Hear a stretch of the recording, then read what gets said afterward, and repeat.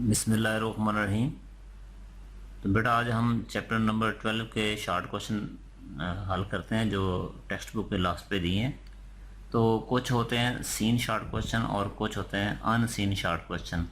Unseen short question से मुराद text book के अंदर में से जो कोई एग्जांपल या किसी को डेफिनेशन कोई यूनिट वगैरह जो खुद बना के प्रैक्टिस करते हैं वो है अनसीन, और जो टेक्स्ट बुक के लास्ट पे दिए हैं उसे हम कहते हैं सीन शॉर्ट क्वेश्चन। तो आज जो टेक्स्ट बुक के लास्ट पे वो हम करते हैं। तो सबसे पहला जो शॉर्ट क्वेश्चन है बेटा वो है 12.1। तो पहला शॉर्ट क्वेश्चन ये है the potential is constant throughout a given region of space. Space के एक गिवन हिस्से में अगर पोटेंशियल कांस्टेंट हो, is the electric field zero और non zero in this region. Question ये है भी स्पेस के किसी ख़ास जगह पे फ़र्ज़ कर लीजिए अगर पोटेंशियल कांस्टेंट हो तो हमने ये बताना है वहाँ इलेक्ट्रिक फील्ड ज़ीरो होगा या ज़ीरो नहीं होगा, ये हम बात करना है। तो बेटा सबसे पहले हम पढ़ चुके हैं, हमने देखा था delta V over delta R, इसको नाम दिया था हमने पोटेंशियल ग्रेडियंट का। पोटेंशियल ग्रेडियंट ये नाम पर इसे हम पढ़ते हैं change in potential with respect to distance is called potential gradient.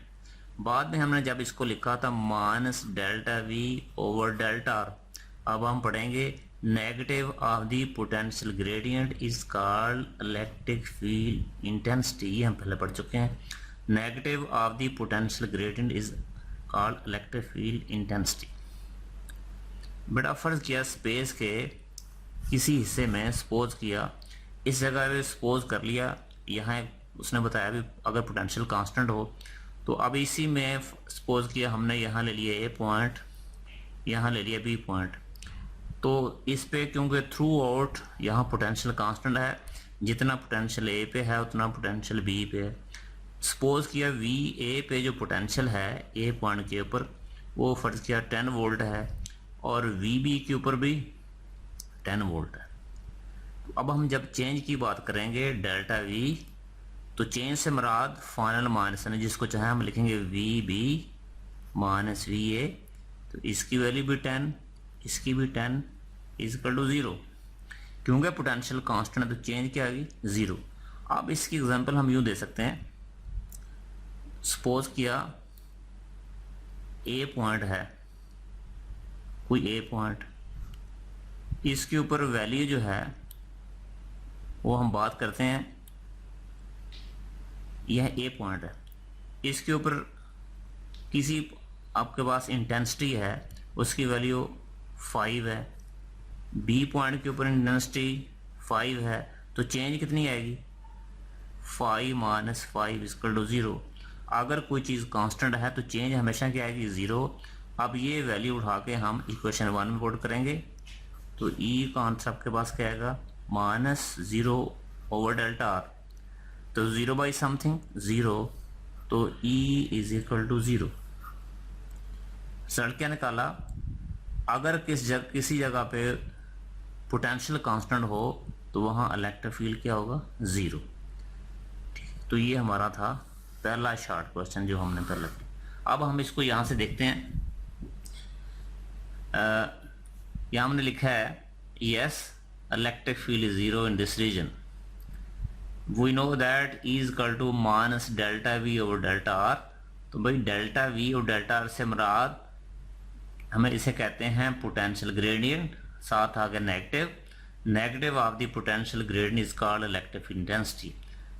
In this case V constant है, यानी कि पोटेंशियल कांस्टेंट है। अगर बेटा पोटेंशियल कांस्टेंट है तो डेल्टा वी का आंसर क्या लिखा है 0। डेल्टा वी की ये वैल्यू हमने इक्वेशन 1 में पुट की तो ई का आंसर हमारे पास 0 होगा। By equation 1 electric field will be 0 in this region where potential is constant. तो रिजल्ट यही निकाला है, अगर किसी जगह पे पोटेंशियल कांस्टेंट हो तो वहाँ इलेक्ट्रिक फील्ड 0 होगा। ये हमारा था 12.1। अब हम देखते हैं 12.2 की अगर बात की जाए अब हम देखते हैं 12.2 शॉर्ट क्वेश्चन देखते हैं 12.2। तो बेटा 12.2 जो हमारा शॉर्ट क्वेश्चन है वो ये है, suppose that you follow an electric field line due to positive point charge, do electric field and potential increase और डिक्रीज। तो सबसे पहले देखते हैं, अगर बेटा पॉजिटिव चार्ज है तो इससे जो लाइन एमिट होती हैं,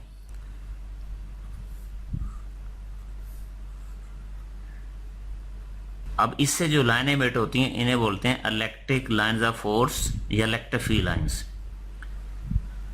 हमने ये देखा है पॉजिटिव चार्ज से जो electric field lines away move करती हैं, अगर इसके बाद अगर नेगेटिव चार्ज हो तो इसकी तरफ टूवर्ड्स हों, ये पहले बात हो चुकी है। पहले electric field lines move away from the positive, ये पॉजिटिव चार्ज से अवे जा रही। अगर हम इसको फॉलो करेंगे, फॉलो से मुराद जब इसके साथ जाएंगे, फॉलो से हम जब इसको फॉलो करेंगे तो हमारा चार्ज से फासला बढ़ेगा।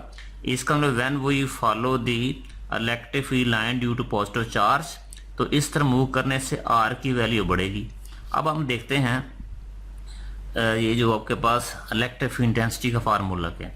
बट अगर कॉलम फोर्स को देखा जाए फिजिकल टू के Q1 Q2 ओवर आर का स्केयर, अगर दोनों चार्ज आइडेंटिकल हैं, सेम है, Q1 इजिकल टू Q, तो अब हमारे पास आंसर आएगा के, यहाँ भी लगा दिया Q, यहाँ भी Q ओवर आर का स्केयर।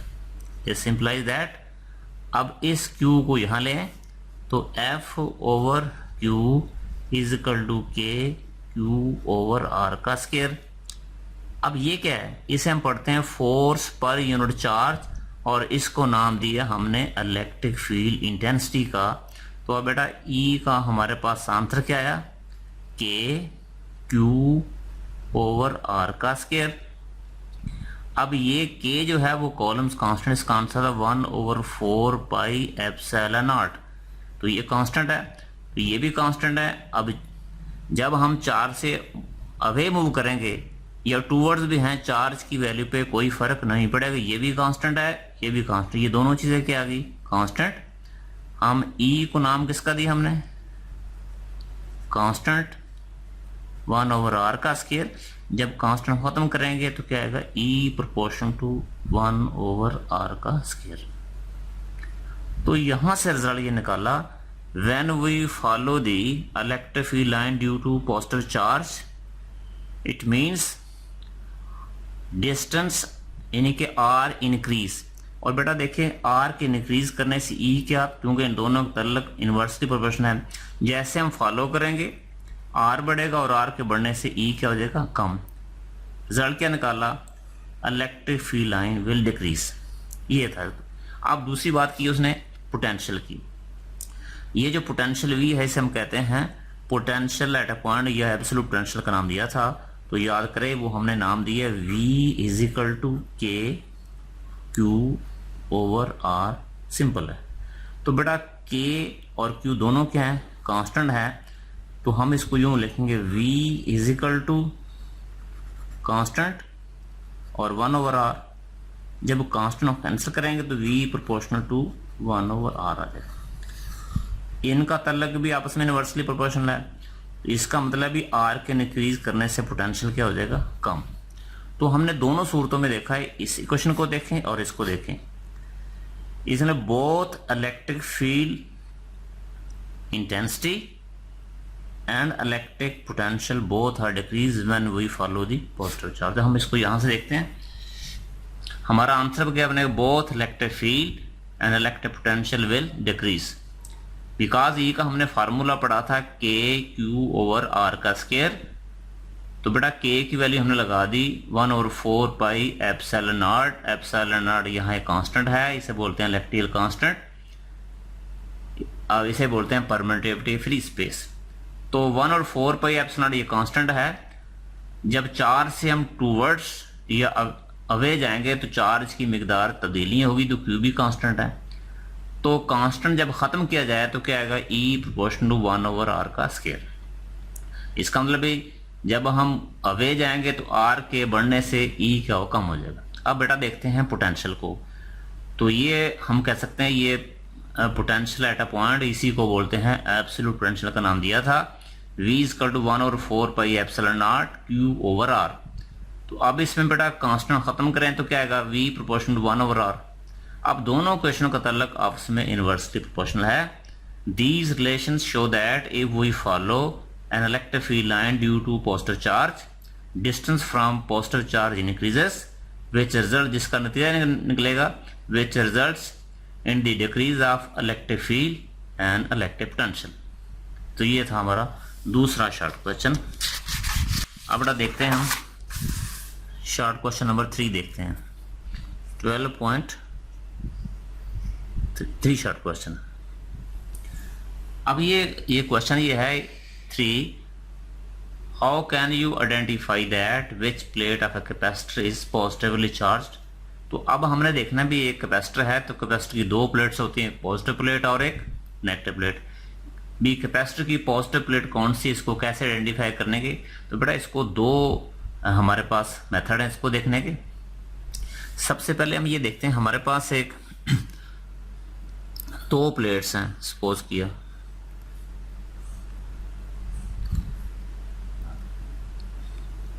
दो प्लेट्स।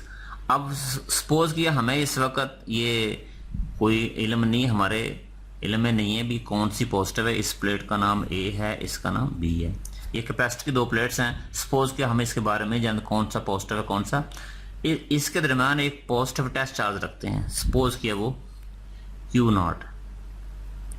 अब हमें पता है भी अगर दो पॉजिटिव चार्ज हैं तो क्या होती है, फोर्स ऑफ रिपल्शन। अगर दोनों नेगेटिव हैं तो फोर्स ऑफ रिपल्शन, एक पॉजिटिव है एक नेगेटिव, तो इसे कहते हैं फोर्स ऑफ अट्रैक्शन। यानी कि लाइक चार्जेस यानी similar charges repel each other, तो ये भी सिमिलर चार्जेस हैं, ये भी repel each other. Positive negative attract each other. भाई अगर दोनों चार्ज सेम हैं तो वो उनमें फोर्स ऑफ रिपल्शन होगी, जबकि जो अपोजिट उनमें अट्रैक्शन होगी। बेटा यहाँ दो प्लेट्स के बारे में हमें नहीं पता क्या था, हमने रखा टेस्ट पॉजिटिव चार्ज। अगर ये फोर्स इसे रिपेल करे तो रिपेल से मुराद क्या होगा, क्योंकि ये पॉजिटिव रखा हुआ है, इट मींस ये प्लेट कौन सी होगी, पॉजिटिव, ये प्लेट पॉजिटिव होगी। अच्छा अब इसका दूसरा देखते हैं, अगर ये प्लेट इसे करे अट्रैक्ट का मतलब क्या हुआ, इस पे ये कौन सी प्लेट है, नेगेटिव, तो ये प्लेट कौन सी होगी, पॉजिटिव। लिहाजा हमने रिजल्ट ये निकाला, अगर ये देखना हो कि इस प्लेट पे पॉजिटिव है तो कैपेसिटर की दो प्लेट्स लें, उनके दरमियान हमने रखा एक पॉजिटिव टेस्ट चार्ज, तो जो प्लेट इसे रिपेल करे वो होगी पॉजिटिव। दूसरी बात हम इसमें करते हैं, एक हमारे पास है बेटा गोल्ड लीफ इलेक्ट्रोस्कोप कहते हैं, वो हमारा डिवाइस है जिसकी मदद से हम किसी ऑब्जेक्ट के ऊपर उसका किसी जिस्म का चार्ज निकाल सकते हैं। तो बेटा गोल्ड लीफ जो डिस्क थी, ऊपर से ऐसे इसकी डिस्क है, यहाँ इसकी दो ये गोल्ड, ये सपोज किया ये गोल्ड लीफ की डिस्क जो ऑलरेडी जो है वो पॉजिटिव चार्ज हमने इस पर किया था। अब ये गोल्ड लीफ की जो पॉजिटिव डिस्क है इसको किसी प्लेट से इसके भी लेके आए, ये कैपेसिटर हमने यूं रखा है, इसको कोई कैपेसिटर में यूं रखा, कैपेसिटर की प्लेट ये रखा था, प्लेट को ये रखा। अब टच नहीं करना, इसका दूर है कुछ। अब ये जो गोल्ड लीफ की जो पॉजिटिव डिस्क है इसको इस प्लेट के ऊपर रखा, अगर इसके रखने से इसकी जो डाइवर्जेंस, एक होता है कन्वर्जेंस एक होता है डाइवर्जेंस। कन्वर्ज में इकट्ठा करना, डाइवर्जेंस है ना फैल देना। अगर इसके करने से पहले यूं था, अब इसकी डाइवर्जेंस बढ़ी जा रही है, इसे कहते हैं डाइवर्ज करना, फैला देना। अगर पॉजिटिव प्लेट के रखने से डाइवर्जेंस हमारी बढ़ती जाए, नहीं कि ये इस तरह होता जाए, दरमियान में ये एंगल बढ़ता जाए, डाइवर्जेंस होती है। पहले इस तरह थी, अब ये डाइवर्जेंस होगी। अगर ये डाइवर्जेंस बढ़े तो अब इसका मतलब ये कौन सी प्लेट होगी, पॉजिटिव। अगर ये डाइवर्जेंस कम हो जाए, पहले सपोज ये थी, अब क्या होगी, अभी यहाँ आ गया फिर यहाँ आ गया भी। अगर ये डाइवर्जेंस पहले इस तरह थी, प्लेट रखने से अगर डाइवर्जेंस कम होती जा रही है तो इसका मतलब ये क्या होगा, नेगेटिव। लिहाजा गोल्ड लीफ की मदद से हम ये बता सकते हैं भी किस पे पॉजिटिव चार्ज है और किस पे नेगेटिव चार्ज। अब इसको यहाँ से देखते हैं हम। Presence of a charge on a body can be detected by gold leaf electroscope. Identification कैसे करेंगे?